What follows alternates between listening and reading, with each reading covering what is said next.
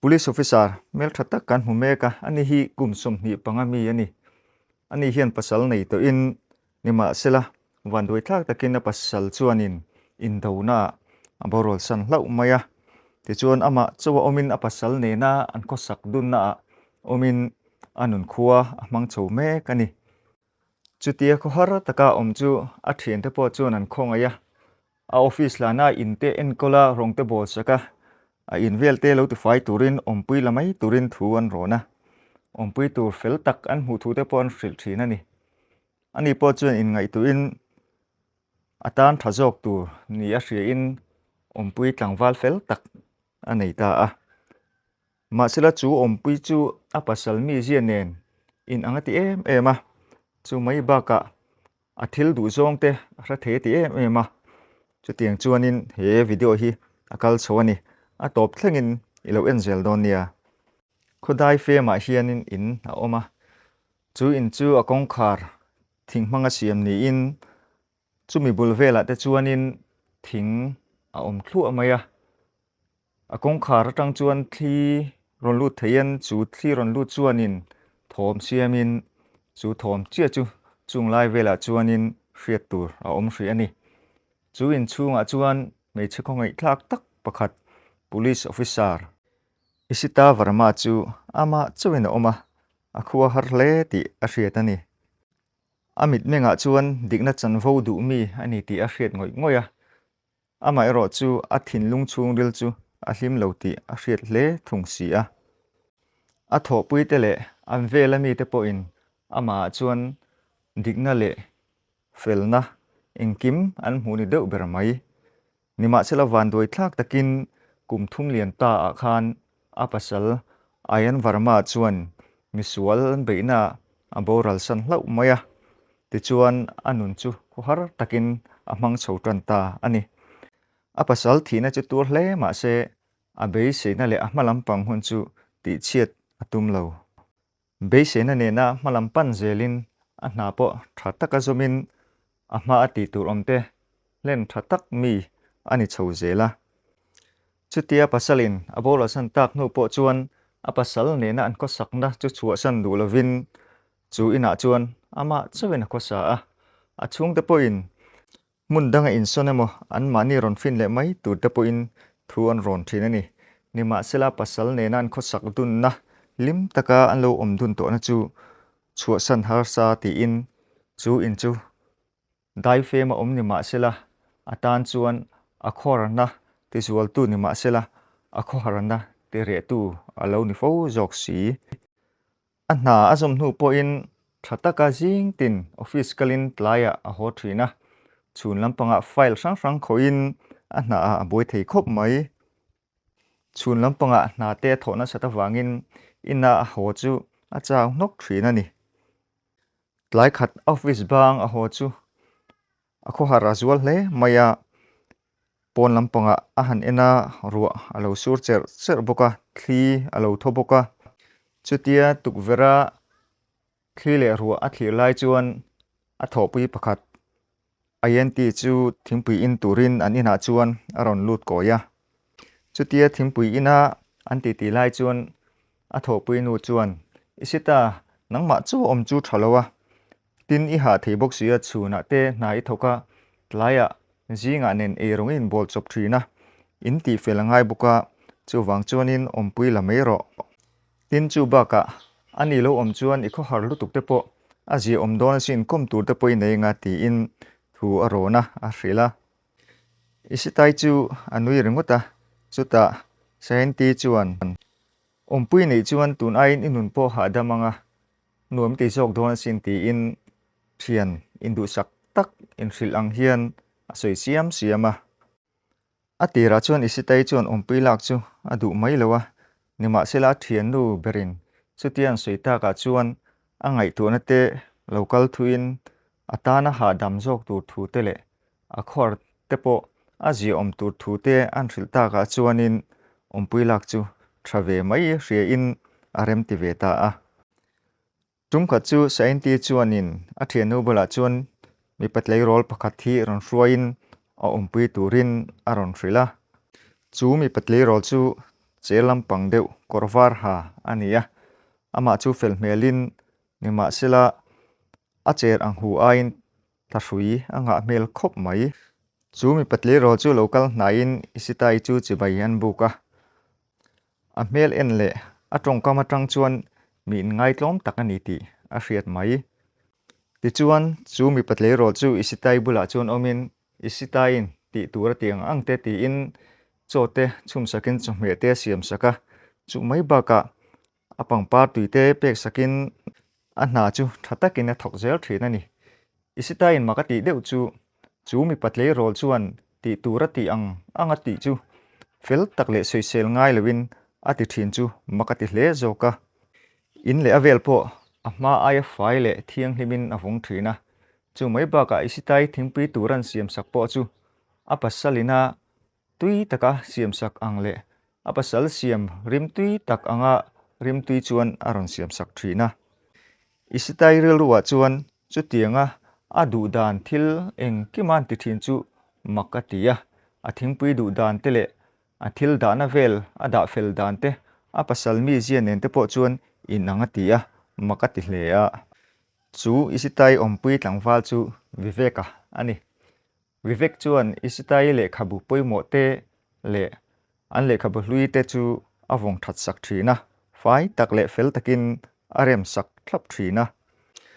zan kha chu isitai chuan a diary a thila ziaka atuga chuan a diary an en le chu a diary a keu dan le a da dan te chu a hmami ang lo ati hle a midangin lo chiar ang deuh hian a hria a a ril ruwa chuan thil lo omin chu tle rol chu chia hlo pa ngai ang mai mai ani lo nge hetianga thil ti ruk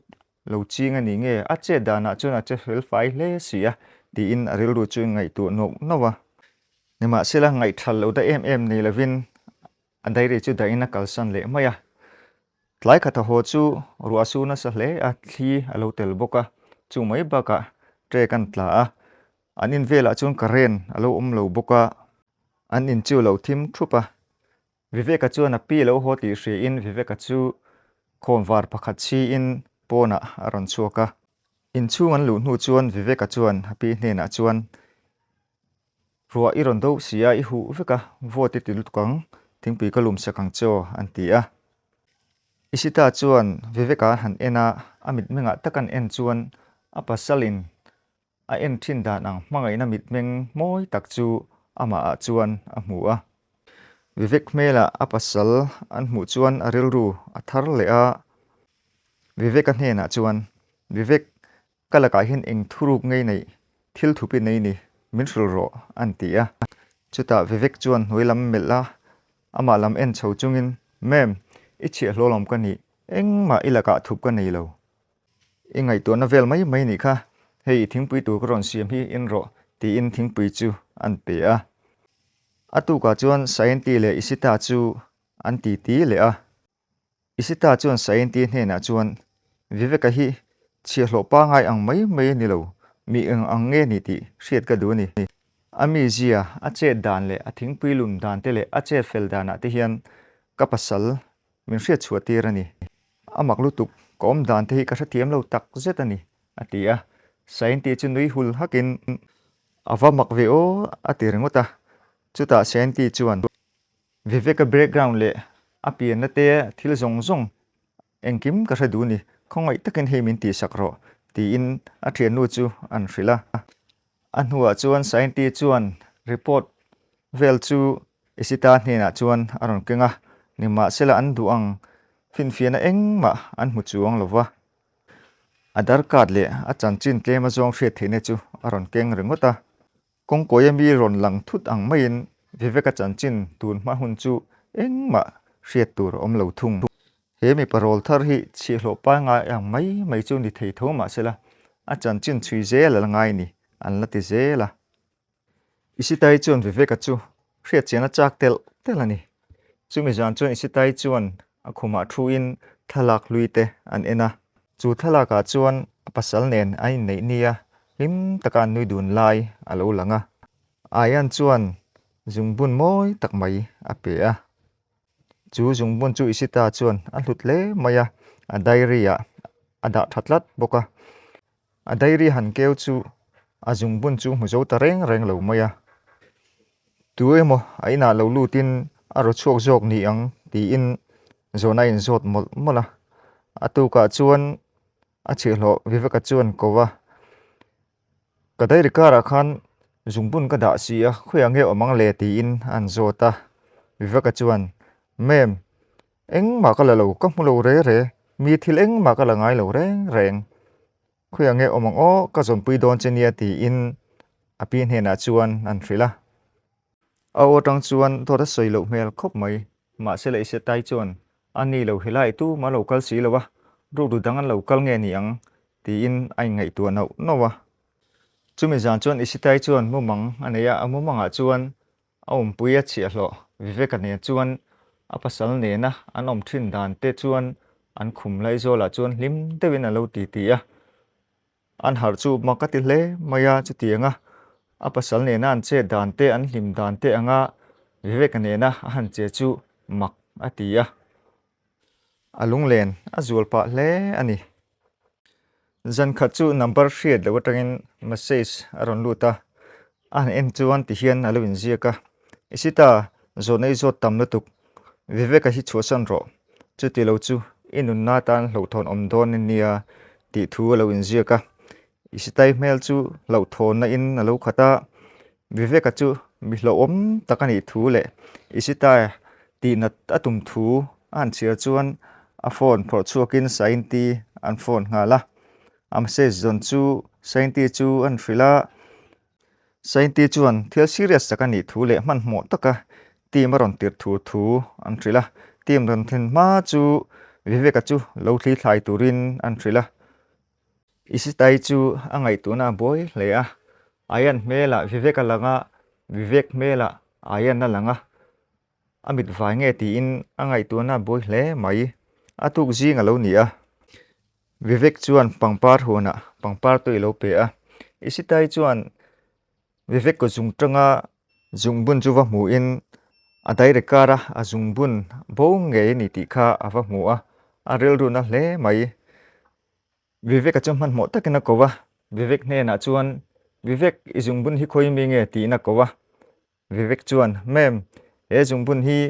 kanui na ma hriat reng na na min pe kani ti na changa chu thu hria chuan isitai mit meng chu danglam nga zok mai a rel ru po na hle a tuna chuan isitai chuan viveka hria chian chakin a rel ru tot up ani to mai he mi panau pang hi a pasal nen in lai chin na in zom na an nei ni nge in anga ya viveka chan china thil in thup o mani ringin chui chian a chak le a nima sela tuna thut thil han kalpui sela ama nuna ta na hlo aniang ti a hlawa phim phurangai ti hria in chu zungbun chu anui na pek tak nge ni tak lo ti in a rel ru ngai tu na akal thui hle maya nima sela chu tiang thil dik hra tur chuan man mo ngai lo ti hria in amit thla a pasal mela lo lang boka vivek mela pasal mela lo lang thin chu pai thla ka tuma phim khur taka chet chua a rel ruk ta zo kani atu zinga chuan isitai chu office a chuan a thu a sign ti chuan report vel rom pe in isitai hena vivek chanchin chu achiang via wa ma se thil mak tak mai pakhat om a adar card le a lekha poimo te chu kum ni le ko upa ni a chumi malam chu eng ma rip ko to om lo re khoi mo tang ron lang thu ta niang ti in a changa chu thu soilai chun isitai chu lo ngoi renga do kan chunga a file om zinga ayan thina ne na in zom na nei pakhat ta lo omangem le ti in angai tu a sain ti hena chuan file zong min pero heta hian ka pasal ne na a thi na emo in zom na eng mo tal lo miel mai te sin a ti a chumi zan chuan isitai chu in lama ho nu chuan vivek chu chokalam panga boy le maya chutia pi lo ho chuan hei mam e tur tui tak kalo siam sakcha rasmal chowal kalo siam sakche ni antia chutia vivekan lo ti chu makati hle maya a pasalin hetiang hi siam sak thin ti angai tu chuka makati hle maya ni ma sela eng ma soi lowa ti chuan thilan e zo chuan vivekan he na chuan tun mai khoi angen omthin thu dik tak min thil ro khoi khu angen omthin an ti a vivek achun a thil elai te an da tha a pi chu enin engma ka chan chin hi tu ma soi thama omlo thingtlang khote tak te ka ko sa a kano pan line kan nu le ka pa te min thi sena tuna hian chung te pakhat ma ka nei to lova ke mai ka ko sa ni an ti a soi lai chuan ama chuan lungoi na thuk tak om ti ri a ma se isitai chuan a hmelan en chian chuan lungoi na thuk tak om ti a ri a isitai chuan thil thup engam tak nei ni na ri ani aim biak na ti pa ngai chun ti topin a pasal ayan chanchin kim chang hriat a tum thu hrila chumi zan chuan isitai chuan ayan khe zong zong chu en thalea ayan chu operation a thi ni ma sela aruang mu tur om si lova police soidanin a thi ti ni ngot ani chutia report mol manglu tuk chu a ring hlel ta a chumi zan chuan file chu chiang deuh zokin an clear kuala aril thong em tu thil mu chuak ta ani chumi pasal te in be zan chuan ayan lo midang pon tel ve ti ria a ming hi seido ani a statement chu adik tok lo ti hraboka chu file report da chuan a pasal ayan minga om mi lo ma se a court name ro om thung isitai lu chu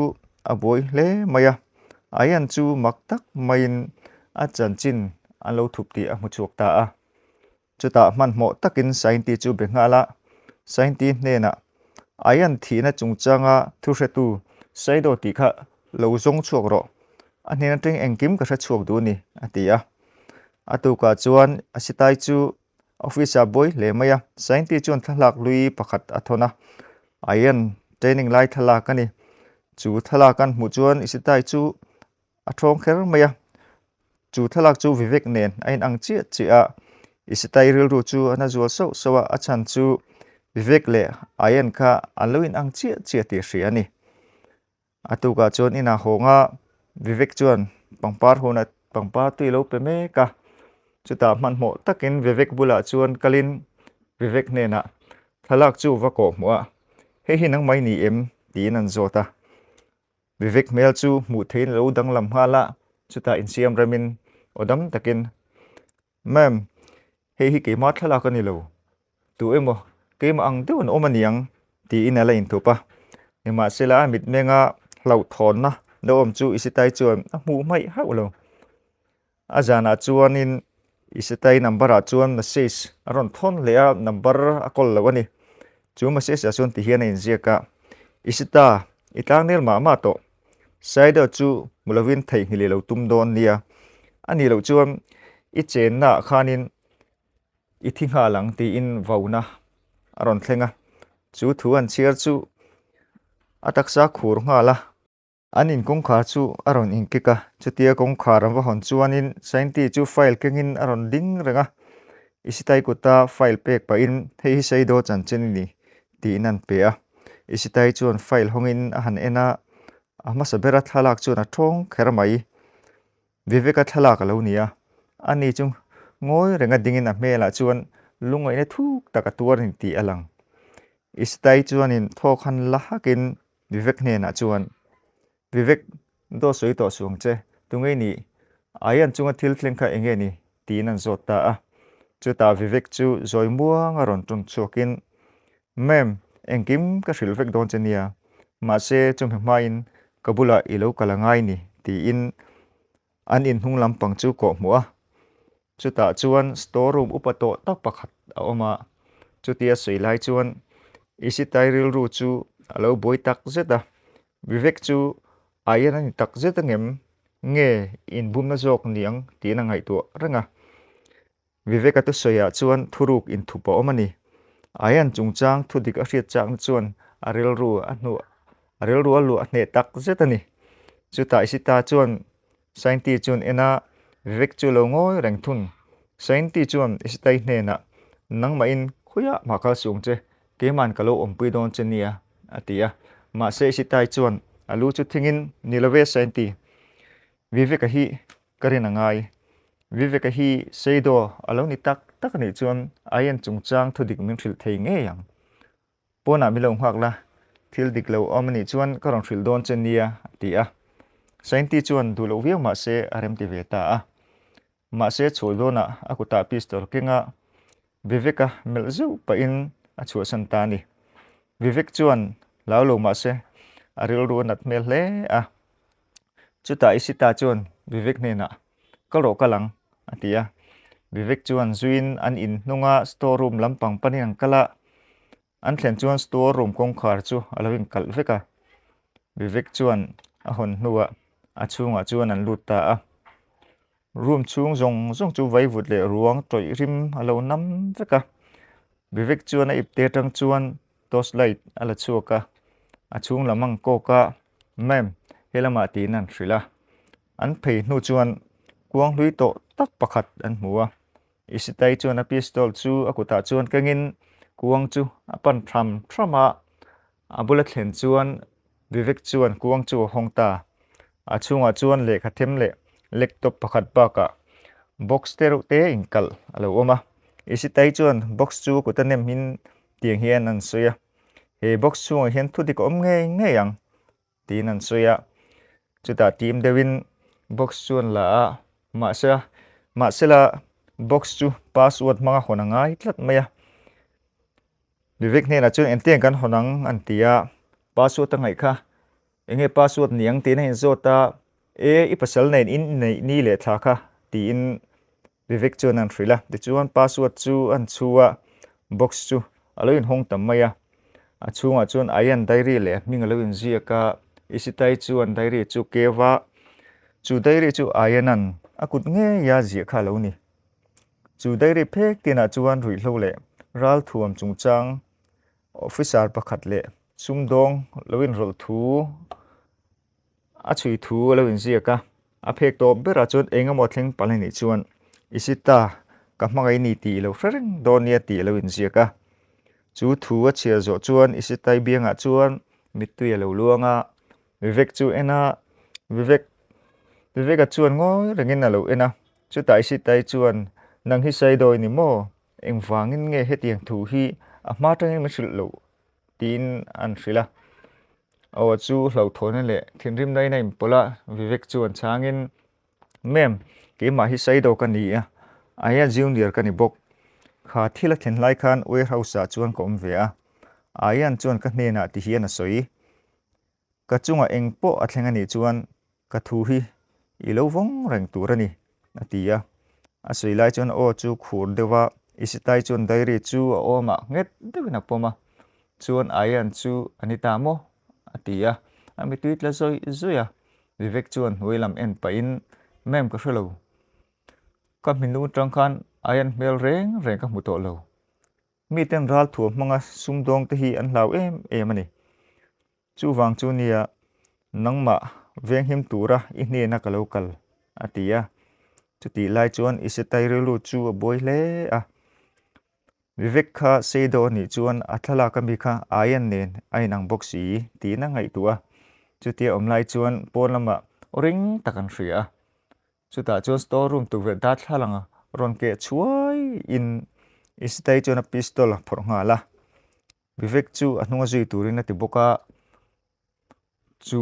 in bula huana chuan mi pakhat thuam no dum veke in thuam an hmua chu pa chuan chemte kenga isitai chuan chemte a pistol chuan a kap ta thuaya nima sila thole khata chu thom no dum hapa chu boro ka chuan tham rala isitai chuan vivek ne na chu nge vivek na hing ka thang i kamani lo mo atia vivek chuan mem heng mi te hi lom ayan thatu te tuna hianin a diary mutua adota chuan nangma than tum nge don che ni atia sainti chuan isitai kuta chuan vuanin ti hian a soya engma ti ve to su keman he diary ka kenga headquarter ka kalpui don nia atia isitai chuan nilove sainti vivekan thudik tak min thril ni chuan ayan tan he thil hi ka ti nge ngai ni ati thung chumi zan vek chuan isitai phone a number hriat lewin message aron thleng le ta isitai diary i hmuto te ro isita diary khan engkim main ziaka i hun top a thleng don ta zan tar khata man zani local na khan nangma chui local don nia ti na rin zia ka style ru chu nat na li rina khata a pasal thi na mun ngei me khan ani a message don viveka an hu chuan vivek chuan mem nangma hi than tum che ne hi nangma chu ni kal tur ni lo kan panhing kan kal don nia an ti a isita chuan vivek mita tak chuan an ena ayan mit meng ang tak chu vivek mita chuan an hnuah ole ma chela min bu mani vai chuan a poidon nia tia ti chuan a kalsan ta a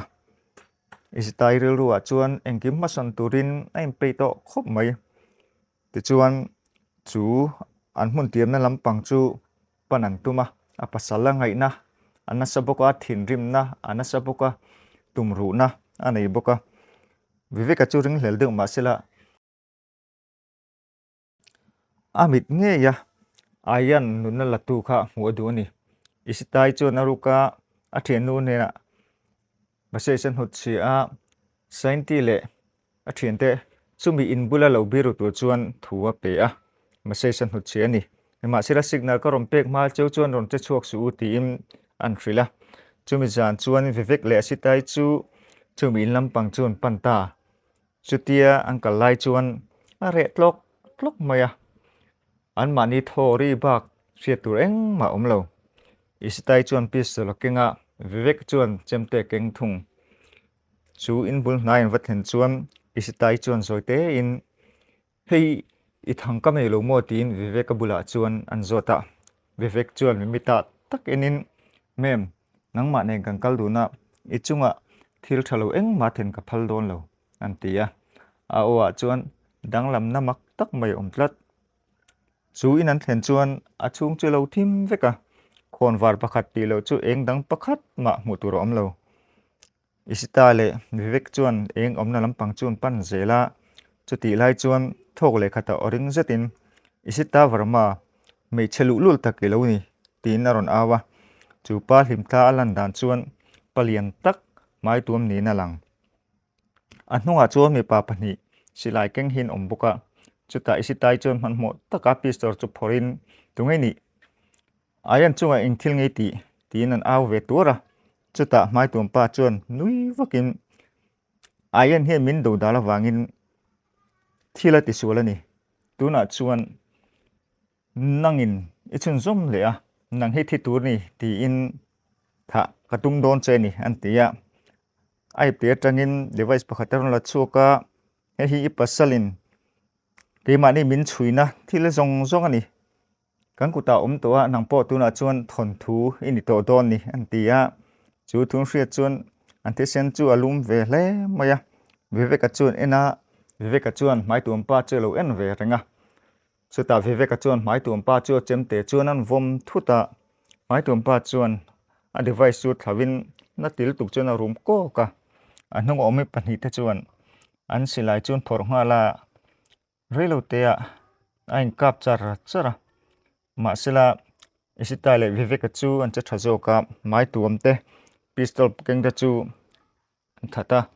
ti chuan panhnai watin an mai tuam na ten han honga chutia han hong chu magan ti khop maya dig pension to regenda le former senior recipient te an lo ni reng mai istai chu thin rim kher maya chuta regenda chuan isitai ne na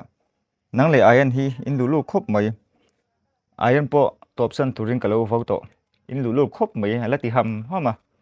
regenda chuan chuata device la chu charan tuma ma sila charma chuam isitai chuan lo peson mana chuta vivek chu hoi kualin isitai ne na mem tuna chuna huna thlengta ti in nai te tangin thil engamo am por chuka chu isita in ai nei nia aina pek ngei khani isitai chuan vivek chu ayan ngein ti ra chukta aril ru ke som chiang kher mai vivek ne na nang hi ayan in mo atia vivek chuan alu lo bu ngawin o ayan ngei khakani wer so inka na khan kadam chukalom ma sila nang man ta ket don chati ka ria lem ka changani plastic surgery ka tia mithi to angin kala char ti chuan arukin ka na hi ka chon som char chara vek ming puin plastic surgery ti in ang ma hi ka veng him che ni atia isitai chuan trap chungin ayan chu nget takena kuwa engfange keima chu min hu chia ni tin iti to ti thu pa thin atia ayan chuan isitai mita tak chuan enin kanon dun to a en tika ma ka thla to lo ngai lawang che atita ni ti chuan lim takin om turin aning kuwa misual da chu manan ni a tu ma chualavin an man tapiara chung thila thlen hnu chuan an pahnia hlim takan ko sak dun na nge ya chuan thingpui in dunin an thil ton to te alo in hriat ton dan te le engkim in thup takan kal ton dan te sei dunin hlim takin thingpui in dunin an ko sata ani atop ta